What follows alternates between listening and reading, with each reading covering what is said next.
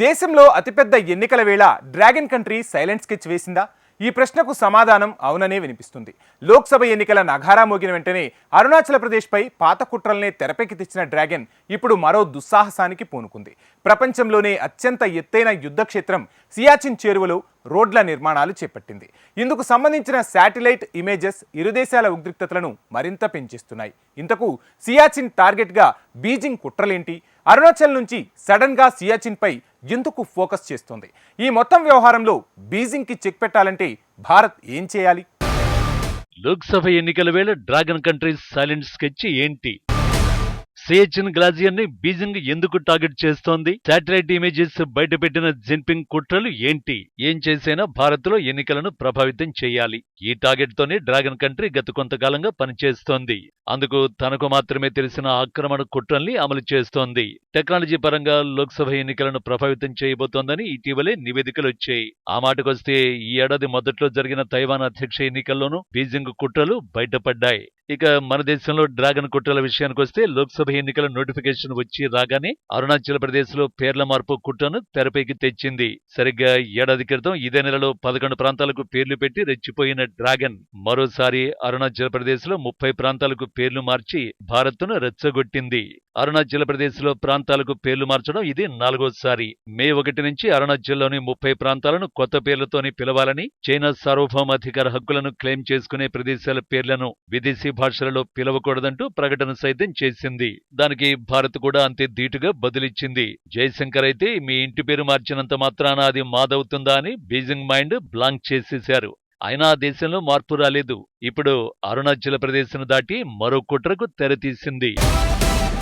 European space agency తీసిన ఈ satellite ఫోటోలే China ఆక్రమణ కుట్రలకు సాక్ష్యం. పాక్ ఆక్రమిత కశ్మీర్లోని సియాచిన్ గ్లేజియర్ కి అతి సమీపంలో చైనా కొత్తగా రహదారిని నిర్మిస్తోంది.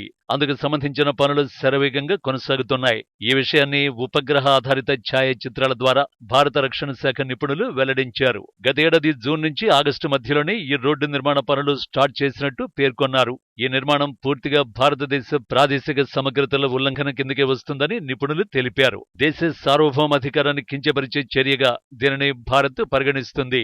ప్రపంచంలోనే అతి ఎత్తైన యుద్ధ క్షేత్రంగా సియాచిన్ గ్లాసియర్ కు పేరుంది. పాక్ ఆక్రమిత కశ్మీర్ భాగంలో సియాచిన్ దగ్గర చేపట్టిన పనులు మౌలిక స్థాయిని దాటి ఇప్పుడు రహదారుల ఏర్పాటు దిశగా కొనసాగుతున్నాయి. సియాచిన్ కు ఉత్తర ప్రాంతంలో అత్యంత వ్యూహాత్మకంగా తమ బలాన్ని పెంచుకునేందుకు ప్లాన్ చేస్తుంది బీజింగ్. తద్వారా భారత భద్రతకు సవాళ్లు విసరడమే డ్రాగన్ స్ట్రాటజీ. ఇక పీఓకేలోని అత్యంత కీలకమైన షక్సగం లోయ దాదాపు 5300 చదరపు కిలోమీటర్లు విస్తరించి ఉంది. ఈ మార్గాన్ని 1947 యుద్ధంలో పాక్ స్వాధీనం చేసుకుంది. 1963లో ద్వైపాక్షిక సరిహద్దు ఒప్పందం ప్రకారం పాకిస్తాన్ ఈ ప్రాంతాన్ని చైనాకు అప్పగించింది. ఇక్కడే ప్రస్తుత మార్గం చైనాలోని జింజియాంగ్ అనుసంధాన హైవే G219 కి మరింత విస్తరణ రహదారి నిర్మాణాలు చేపట్టింది. ఈ రోడ్డు చివరి భాగం భారత ఉత్తర చివరి భాగపు సియాచిన్ గ్లాసియర్ లోని ఇందిరా కల్ లేదా ఇందిరా పాయింట్ దగ్గరుండే పర్వతాల వద్ద 50 కిలోమీటర్ల లోపున ముగుస్తుందని భారత రక్షణ శాఖ నిపుణులు వెల్లడించారు. అయితే ఈ ప్రాంతం చారిత్రాత్మకంగా కశ్మీర్లో భాగం కాబట్టి భారత్ దీనిని ఎల్లప్పుడూ తన భూభాగంగా పరిగణిస్తుంది. ఇది భారత్కు సంబంధించి అత్యంత కీలకమైన సైనిక స్థావరం. ఈ ఫార్వర్డ్ పాయింట్ దగ్గరకు కేంద్ర రక్షణ శాఖ మంత్రి రాజ్నాథ్ గత ఏడాది మార్చి నుంచి 2 సార్లు వెళ్లి వచ్చారు. ఈ దశలోనే రోడ్డు నిర్మాణ పనులు చేపట్టి చైనా దూకుడు పెంచింది.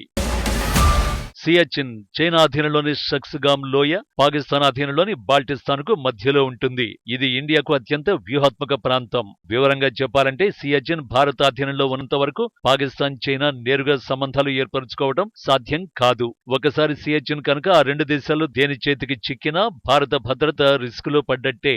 అందుకే సియాచిన్ సమీపంలో చైనా నిర్మిస్తున్న రోడ్డు విషయంలో ఈ ఆందోళన. వాస్తవానికి ఈ రహదారి ట్రాన్స్ కారకోరం ట్రాక్ట్ ప్రాంతంలోకి వస్తుంది. ఈ ప్రాంతంలో చైనా మరిన్ని నిర్మాణాలు చేపడితే కొండ ప్రాంతాల్లో మన దేశ భద్రతపై ప్రభావం పడుతుందని రక్షణ నిపుణులు హెచ్చరిస్తున్నారు. 2021లో పాకిస్తాన్ ప్రభుత్వం గిల్గిత్ బాల్టిస్తాన్ ప్రావిన్సులో కొత్త రోడ్డు నిర్మిస్తామని ప్రకటించింది. ఇది ముజఫరాబాద్ నుంచి ముస్తాక్ ఫాస్ షక్సగామ్ లోయను కలుపుతుంది.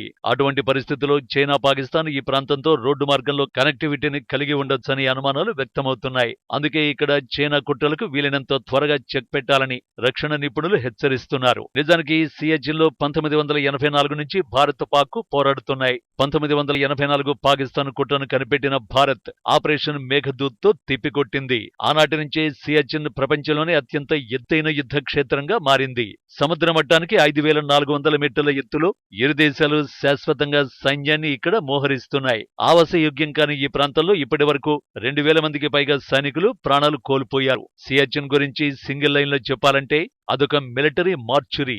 జవాన్లు బుల్లెట్లతో కంటే ముంచెత్తే అవలాంచీలు, మంచు తుపాన్లతోనే అధికంగా ప్రాణాలు కోల్పోతారు. నీళ్లు తాగడం దగ్గర నుంచి తిండి తినడం వరకు ప్రతిదీ సమస్య అక్కడ. కొన్నిసార్లు ప్రకృతి ఆగ్రహిస్తే సైనిక పోస్టులు మీటర్ల ఎత్తులో కప్పబడిపోతూ ఉంటాయి. ఫలితంగా మనుషులు మాయమైపోతుంటారు. అయినప్పటికీ సియాచిన్ హిమానీ నది ప్రాంతాన్ని కాపాడుకునేందుకు భారత్ రోజుకు 5 నుంచి 7 కోట్లు ఖర్చు చేస్తోంది. 3000 మంది జవాన్లు ఇక్కడి సరిహద్దుల్ని కాపలా కాస్తుంటారు. ఇదంతా సరే, మరి సియాచిన్లో డ్రాగన్ దేశపు కుట్రల్ని ఎలా అడ్డుకోవాలి? ఇప్పుడు ఇదే మోస్ట్ హంటింగ్ క్వశ్చన్. అలానే ఇది సమాధానం లేని ప్రశ్నేం కాదు. చాలా సింపుల్ సొల్యూషన్ ఉంది. అదే పాక్ ఆక్రమిత కశ్మీర్ను స్వాధీనం చేసుకోవడం. అవును, పీఓకేను తిరిగి స్వాధీనం చేసుకుంటే చైనాతో పాటు పాకిస్తాన్కు చెక్ పెట్టొచ్చు. ఆ రెండు దేశాలను నేరుగా కలిపే సియాచిన్ కుట్రదారులకు అందకుండా చేయొచ్చు. అందుకు ఇదే సరైన సమయం కూడా. ఎందుకంటే పీఓకే ప్రజలు ఇస్లామాబాద్కు వ్యతిరేకంగా చాలా కాలంగా ఆందోళనలు చేస్తున్నారు. ఇదే సమయంలో ఆ ప్రాంతంలో చైనా ప్రాజెక్టుల్ని వ్యతిరేకిస్తున్నారు. ఈ పరిణామాలను పాజిటివ్ గా మలుచుకుంటే పీఓకే భారత్లో కలవడం పెద్ద విషయమే కాదు. ఇటీవల రక్షణ మంత్రి రాజ్నాథ్ సింగ్ ఓ మాట అన్నారు. పాక్ ఆక్రమిత కశ్మీర్ను మనం స్వాధీనం చేసుకోవాల్సిన అవసరం లేదని, తనంతట తానే భారత్లో కలుస్తుందని చెప్పారు. అలా జరగకపోయినా ఐక్యరాజ్య సమితి లెక్క ప్రకారం రెఫరెండం నిర్వహించిన పీఓకే అటు నుంచి ఇటు వచ్చేస్తుంది. అందుకు పాక్ పై ఇంకాస్త ప్రెజర్ పెట్టాల్సి ఉంటుంది, అంతే.